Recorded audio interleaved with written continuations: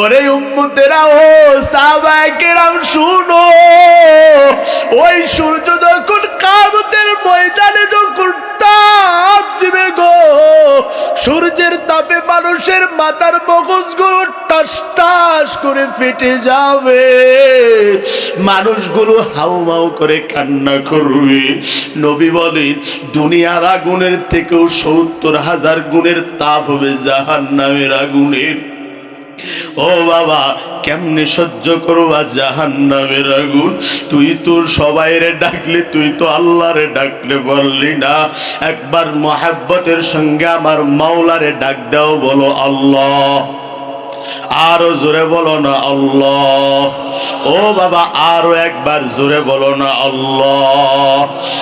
আল্লাহরে যতবার ডাকবি তত বেশি মজা পাবি রে বাবা। এই মুহূর্তে তুই মাওলারে ডাকছু, মাওলাই বলে ফাযকুরুনি আযকুরুকুম ওয়াশকুরুলি ওয়ালা তাকফুরুন। আমি মাওলারে একবার, মাওলা একবার আল্লাহ বলে ডাকবি। আমি আল্লাহরে একবার আল্লাহ বলে ডাকলে আমি আল্লাহ বান্দার ডাকে 10 বার সাড়া দিয়া দিই। ভাইরা আমার, তাহলে ইবাদত করব কার? আরো জোরে বলেন কার? আল্লাহর। আমার মাওলা দ্বিতীয়তে ডাক দিয়া বলে বান্দা, আমি আল্লাহর ইবাদতের পাশাপাশি এখন তুই কি করবি তুই জানো? মাওলাই বলে ওয়াবিল ওয়ালিদাইনি ইহসানা, তুই তোর মা বাবার খেদমত করবি। কি করবি বলেন তো দেখি? ও যুবক ভাই, মাওলাই বলে মায়ের খেদমত কর, বাবার খেদমত কর।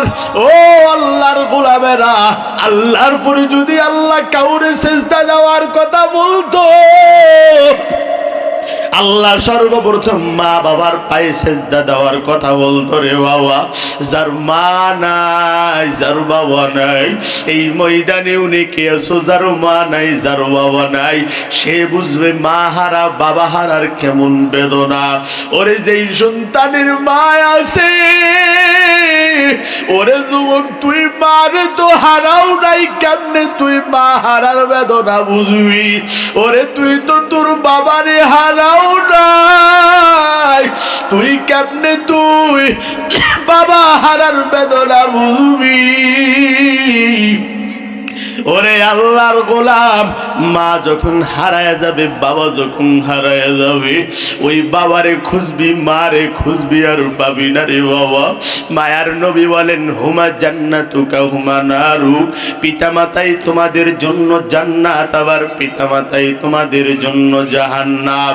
ওরে বাবা, ও আল্লাহর গোলাম, ভালো করে শুনে নাও, মাঝে মধ্যে যারা মাদ্রাসায় যান, মাদ্রাসায় যাওয়ার পরে ইতিহাসগুলো একটু টের পাবেন। ও বাবারা, এই মাদ্রাসার সন্তান, হুজুর যখন সবগুলোর ছুটি দিয়েছি, এই ছোট্ট বান্দাটা আর মাদ্রাসা থেকে যায় নাই, এই মাদ্রাসা থেকে যায় নাই। মাহফিল করার পরে যখন বাসায় যাওয়া হলো, আবার বাসা থেকে যখন মাদ্রাসায় যাওয়া হয়, তাকায় দেখেন ওই ছোট্ট সন্তানটা মসজিদের মধ্যে ঘুমায়। ডাক দিয়া বলে, রে ওরে সন্তান, তোর কি কেউ নাই? সবাই মাদ্রাসা থেকে চলে গেল, তুই কেন গেলি না? ও বাবা, তুমি কেন একা একা মাদ্রাসার মধ্যে পড়ে আসো? ডাক দিয়া বলে, হুজুর, এই দুনিয়াতে আমার কেউ নাই, আবার বাবা ছিল, বাবা মারা গেছে, আমার মা ছিল, আমার মা অন্যের সঙ্গে বিবাহ হয়ে গেছে। হুজুর এখন বলেন তো দেখি, আমি তো এতিম, এখন আমি কার কাছে যাব? এই দুনিয়াতে তো আমার কেউ নাই, আমার মা নাই, আমার বাবা নাই। ওরে আল্লাহর গোলাম, ভালো করে শুনে না ও যুবক ভাই, অন্যের মা যখন মারা যাইতো, আল্লাহর কসম করে বলি আমার এত কোনোদিন কষ্ট হয় নাই। যখন কারো বাবা মারা যাইতো, আমি মাঝে মধ্যে মাদ্রাসায় বইসা থাকতাম। অনেক ছাত্র অভিভাবক আইসা বলতো, হুজুর অমুক সন্তানের মা মারা গেছে, অমুকের বাবা মারা গেছে। আমার কোনোদিন এত বেশি কষ্ট হয় নাই। সেই দিন আমি মাদ্রাসায় আছি, এমন সময় বড় ভাই ফোন করে ডাক দিয়া বলে, ও ভাই তুমি কোথায় আছো? ডাক দিয়া বললাম মাদ্রাসায়। ডাক দিয়া বলে, ও ছোট ভাই তাড়াতাড়ি বানাও, বাসায় তাড়াতাড়ি আয়। ডাক দিয়া বললাম, কেন? বড় ভাই কথা বলতে পারে না। তারপরেও কে যেন সাইড থেকে বলে, তোর বাবা নাই, ওরে তোর বাবা দুনিয়া থেকে বিদায় নিয়ে চলে গেছে।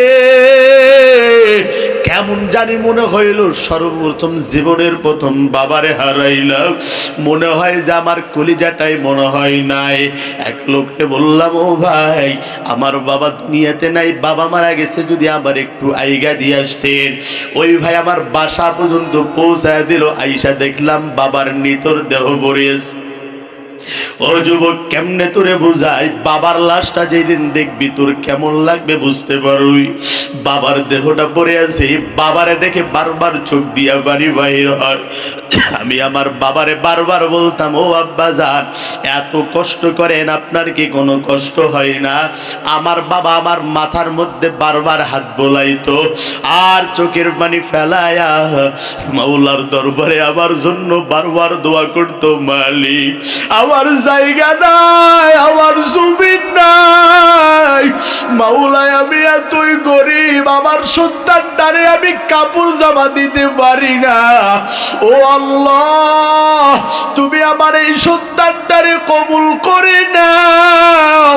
ও বাবারা, ওই দিন বুঝতে পারি নাই বাবার দোয়া কেমন করে কবুল হয়।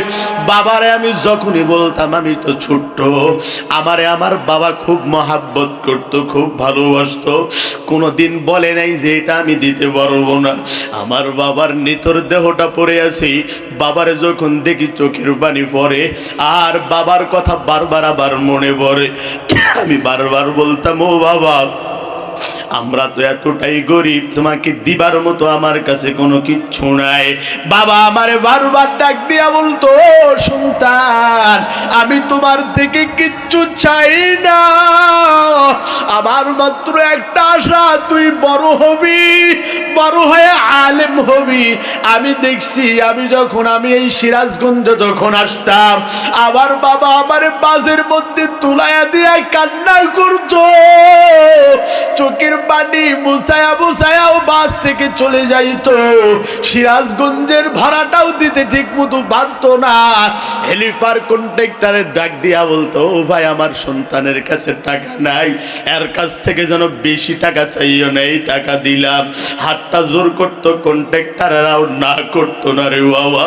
বাবারে দেখছি বাবাই বাজের মধ্যে তুলে দিয়া চোখ মুছতে মুছতে বাসায় চলে যায়। কিন্তু বাবার আশা পূর্ণ হইল, বাবা নাই, দুনিয়া থেকে বাবা বিদায় নিয়ে চলে গেছে। হেরে যুবক, আজকে মারে পাইছো, ওরে আজকে বাবারে পাইছো, বাবা বলে ডাক দিতে চাও না, আজকে মারে পাইছো, আজকে মারে তুই দেখতে পারো না রে বাবা। অথচ মায়ার নবী বলেন, শুনি না কোন বান্দা যদি, কোন নবীর উম্মত যদি, কোন বাবার সন্তান, মায়ের সন্তান যদি ফজরের নামাজ পড়ে যদি মা বাবার মুখটা দেখে একবার মুস্কি হাসি দাও, আল্লাহ তোরে কবুল নামাজের, কবুল হজের সব তোমার আমলনামায় দান করবি। ও বাবারা, মারে কেন কষ্ট দাও, বাবারে কেন কষ্ট দাও? ও যুবক ভাই, নিয়ত করে না আর মারে কষ্ট দিবি না, ওরে নিয়ত করে না আর বাবারে কষ্ট দিবি না। আর মাওলার দরবারে দোয়া করো, আর মা বাবার থেকে দোয়া নিয়ে সামনে আগাও। ওরে আল্লাহর বান্দা যুবক, ভালো করে শুনে নাও, মা বাবার দোয়া নিয়ে যদি বাবার সামনে আগাইতে পারো, আমার মাওলাই বলেন দুনিয়াতেও মঙ্গল আখিরাতেও মঙ্গল দান করবেন আমার আল্লাহ। ও বাবারা, মায়ের দোয়া কেমন তুমি জানো? বাবা বাবার দোয়া কেমন তুমি জানো? আল্লাহর নবীর এক সাহাবী ছিলেন, তার নাম হলো আল্লাহর নবীর একজন সাহাবী হযরতে আলকামা। এই আলকামা তার মাকে এত মহব্বত করত, ভালোবাসতো, বিবাহ করার পর মায়ের সঙ্গে সম্পর্ক বাদ দিল। মা আল্লাহর দরবারে কান্না করে ডাক দিয়া বলে, হে দয়ার মালিক, দয়া করে মায়া করে তুমি কবুল করে নাও। ও আল্লাহ, আমার আলকামা আমার সঙ্গে কথা বলে না। আল্লাহ, মৃত্যুর সময় তুমি আমার আলকামার জবানটা বন্ধ করে দিও। মায়ার নবী বলেন, 3 শ্রেণীর বান্দা যখন দোয়া করে আল্লাহর দরবারে সঙ্গে সঙ্গে কবুল হয়ে যায়। 1 নম্বরে মাজলুম, 2 নম্বরে মুসাফির, 3 নম্বরে মা আর বাবা যদি দোয়া করে মাওলার দরবারে সঙ্গে সঙ্গে কবুল হয়ে যায়। ও বাবারা, এই জন্য মার কাছে অপরাধ করছো, মাপ চাও। বাবার কাছে অপরাধ করছো, বাবার হাতটা ধরে মাপ চাও। ও বাবা, তুমি আমারে মাফ করে দিও রে বাবা, আর তোমার কাছে কোনো অপরাধ করবো না। ও বাবা, তোমারে আমি আর কোনোদিন কষ্ট দিব না। ওরে আল্লাহর বান্দা যুবক, ভালো করে শুনে নাও, এই আল্লাহর বান্দা মারা যখন যাবে, যাওয়ার আগে তার জবানের মধ্যে কোনো কালিমার আওয়াজ নাই। সাহাবায়ে কেরাম বারবার ডাক দেয়, ও আলকামা পড়ে নাও লা ইলাহা ইল্লাল্লাহ মুহাম্মাদুর রাসূলুল্লাহ। শুধুমাত্র বারবার কান্না করে, কিন্তু কিছুই বলতে পারে না। ডাক দিয়া বলে, রে আলকামা বল, জবান দিয়া যদি কালিমার আওয়াজ না বাইর হয়, ওরে আলকামা জাহান্নামের আগুনে জ্বলবি। ওরে আলকামা বল লা ইলাহা ইল্লাল্লাহ মুহাম্মাদুর রাসূলুল্লাহ। ওরে আলকামা বলতে চাই, কিন্তু জবানের মধ্যে কোনো কালিমা নাই। এইবারে একদল সাহাবী ডাক দিয়া বলেন, যাও ওরে মায়ার নবীকে খবর দাও। নবীকে খবর দেওয়া হয়, নবী হাজির। ডাক দিয়া বলে, কি ব্যাপার? আলকামা পড়ে নাও লা ইলাহা ইল্লাল্লাহ মুহাম্মাদুর রাসূলুল্লাহ, কিন্তু আলকামার জবানের মধ্যে কোনো কালিমা আসে না। আল্লাহর নবী ডাক দিয়া বলেন, ও সাহাবায়ে কেরাম শুনে নাও, আমার আলকামার বাবা আছে নাকি? কই না। মা আছে? কই আছে? ডাক দাও। মা হাজির। নবী আমার ডাক দিয়া বলে, ও মা, তোমার সন্তানকে তুমি মাফ করে দাও। এইবার আলকামার মা কান্না করে আর ডাক দিয়া বলে, ও নবী, আমার কাছে আপনি কি চান? যা চাবেন আমি সব দিব, কিন্তু সন্তানটারে মাফ করতে পারবো না। নবী বলেন, ও মা, তুমি সন্তানটারে মাফ করে দাও। তুমি যদি মাফ না করে দাও, তোমার সন্তান জাহান্নামে যাবে রে মা। মায়ের মনটা এতই খারাপ, ডাক দিয়া বলে, না হে পয়গম্বর, আমি মাফ করতে পারবো না। আল্লাহর নবী সাহাবীদেরকে ডাক দিয়া বলেন, ও সাহাবায়ে কেরাম, যাও আগুনের অগ্নিকুণ্ড জ্বালায় নাও। বিশাল বড় আগুনের অগ্নিকুণ্ড জ্বালানো হলো। আলকামারে ধরো, আগুনের মধ্যে ফেলে দাও। মা এমন সময় ডাক দিয়া বলে, ও নবী আমার, না না, আপনি আমার সন্তানটারে আগুনের মধ্যে ফেলাবেন না। ডাক দিয়া বলেন, কেন হে মা, তুমি যদি মাফ না করো জাহান্নামে যাবে। ও মা, আমি নবী চাই না যেই সন্তান একটু পরে জাহান্নামে যাবে তারে দুনিয়া থেকে আমি পুরে সরকার করে দেই। ডাক দিয়া বলে, ও নবী, আপনি কেন এমন কাজ করবেন? আমার আলকামারে তো আমি চিনি, এরকম কষ্ট করে আমি বড় করি নাই।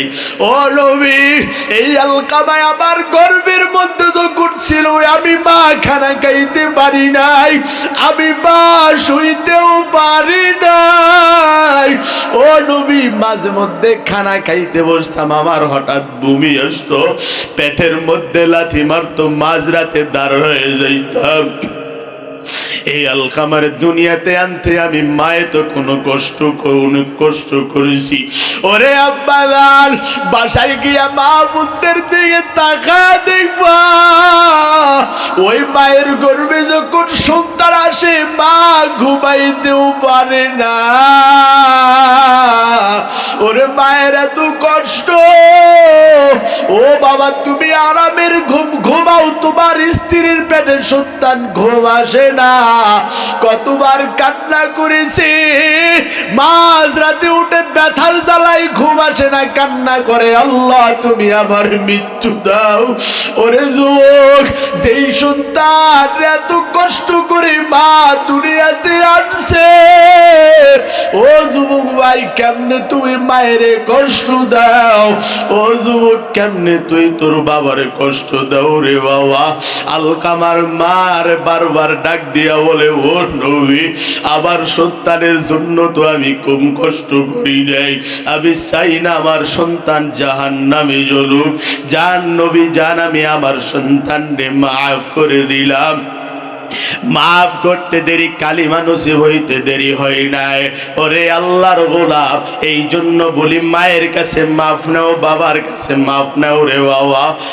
আমি বলি না তোমার স্ত্রী থেকে তুমি তোমার মা বাবাকে অধিক পরিমাণ মহাব্বত করো, কারণ ওই স্ত্রীও তোমার পর ছিল, এখন তোমার আপন। ও বাবারা, এক কথাই মনে রাখবা, তোমার শাশুড়ির তুমি সন্তান না, তোমার মায়ের তুমি সন্তান। ওরে যুবক আল্লাহর গোলাম, মা আফেল কিনা চাই, আফেল দাও, কুমলা দাও, টাকা আছে তারপরও একটা বার মারে আফেল খাওয়াইতে পারো নাই, একবার কমলা খাওয়াইতে পারো নাই।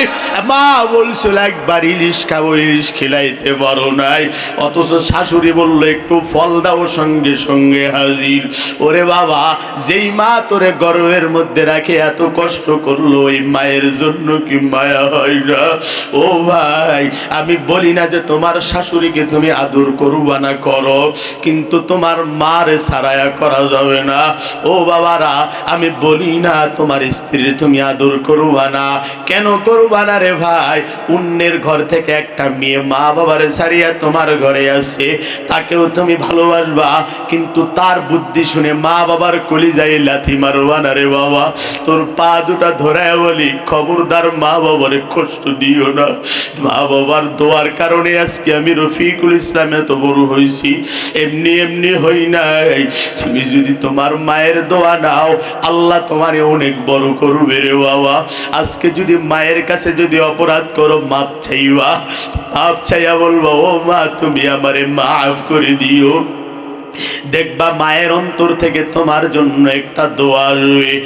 ওরে আল্লাহর গোলাম, এই দুনিয়াতে যার মা নাই, যার বাবা নাই, আজকে কোটি টাকা আছে, টাকার মালিক, এখন তোর ফ্রিজ ভর্তি মাছ, ফল ফুলের অভাব নাই, অথচ দুনিয়াতে মা নাই। মা একটা ফল খাইতে চাইছিল, পারো নাই, আজকে তোর ফল আছে কিন্তু মা নাই, আজকে মাছ আছে কিন্তু তোর মা নাই। ওরে আল্লাহর গোলাম, কি করবি এত টাকার পাহাড়, কি করবি এত সম্পদ লইয়া? আমারে ঠিক মতো আদর যত্ন যদি না করতে পারো রে বাবা, আমি জানি না এই ময়দানে কার যেন মা নাই, কার যেন বাবা নাই। মায়ার নবীকে সাহাবায়ে কেরাম প্রশ্ন করেন, ও নবী আমার যখন টাকা পয়সা ছিল না, আমার মা আমার বাবা আমার জন্য অনেক কষ্ট করছে, কিন্তু আমি আমার মা বাবার সঙ্গে গাদ্দারি করছি, এখন আমার মাও বেঁচে নাই, বাবাও বেঁচে নাই। ও নবী, এখন আমি কি করব? যেহেতু আমি বুঝি নাই, এখন আমি বুঝছি মায়ের থেকে মাপ নেওয়া দরকার, বাবার থেকে নেওয়ার দরকার। ও নবী আমার, এখন আমার উপায় কি? নবী ডাক দিয়া বলেন, ও সাহাবী, দুনিয়াতে মা নাই, দুনিয়াতে বাবা নাই, মারে হারাইছো, বাবারে হারাইছো। ও সাহাবী, এখন তোমার কাজ হলো, তোমার বাবার মতো যদি তোমার চাচা থাকে, চাটাই থাকে, তারে তুমি আদর করো, সম্মান করো। আর দ্বিতীয় নম্বর কাজ হলো তুমি তোমার মা বাবার জন্য দান করো। ও বাবারা, মা বাবার জন্য যখন সন্তান দুনিয়াতে দান করবে, মনে করবা যেই টাকাটা তুমি তোমার মার খাওয়াইতা, বাবারে খাওয়াইতা। এই সম পরিমাণ টাকা যদি তুমি মাদ্রাসা মসজিদে দান করতে পারো, আর যখন তোমার মা বাবা কবরের মধ্যে সুখে থাকবে, ওই কবর থেকেও তোমার জন্য দোয়া করতে থাকবে রে বাবা।